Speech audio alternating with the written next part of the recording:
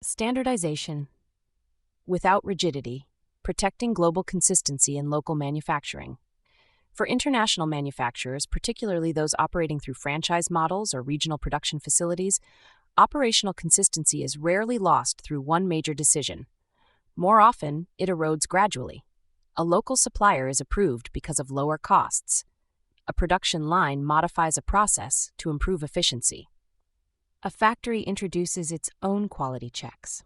Each decision appears reasonable in isolation, yet over time these small deviations accumulate until products carrying the same brand no longer deliver the same customer experience. This is one of the most common challenges facing global food manufacturers today. Consumers may accept products that reflect local tastes, but they do not accept inconsistent quality.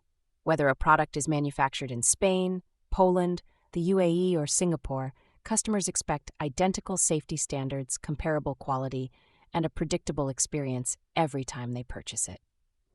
The organizations that manage this successfully understand one fundamental principle: standardize what defines the brand, while allowing controlled flexibility in everything else. The first step is identifying which elements are genuinely non-negotiable.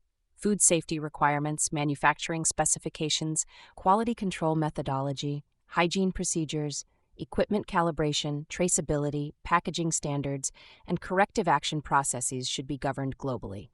These are not operational preferences. They are the foundations of product integrity and consumer trust. Local facilities should have very limited authority to modify these standards without formal technical approval. By contrast, supplier selection, transportation routes, and certain raw materials may legitimately differ between countries. However, flexibility should never mean different expectations. Every supplier, regardless of location, should be evaluated against exactly the same performance criteria. Consistent supplier qualification, regular audits, specification compliance, non-conformance rates, responsiveness to corrective actions, and delivery reliability provide a far stronger indication of future performance than price alone. One of the most frequent mistakes organizations make is assuming that compliant suppliers will automatically produce identical products. Compliance with specification is only the starting point. Two suppliers may both satisfy every regulatory requirement while delivering ingredients with subtle differences in moisture content, particle size, flavor profile, or processing behavior. These variations may appear insignificant individually, yet they often become highly visible once products reach consumers. Effective incoming quality control is therefore just as important as supplier approval itself. Another common failure occurs when operational improvements remain local. Production managers naturally seek greater efficiency, shorter changeover times, and lower manufacturing costs. These initiatives frequently deliver genuine benefits, but without central governance, they also create process divergence. After several years, factories producing the same product may unknowingly be following different operating practices despite working from the same original procedures. This gradual operational drift is responsible for far more inconsistency than dramatic equipment failures or isolated quality incidents. Preventing this requires disciplined governance rather than excessive bureaucracy. Standard operating procedures should remain centrally owned, digitally version controlled, and identical across every manufacturing location. Any proposed local modification, regardless of how minor it appears, should undergo structured technical assessment to determine its impact on quality, food safety, operational performance, and customer experience before implementation.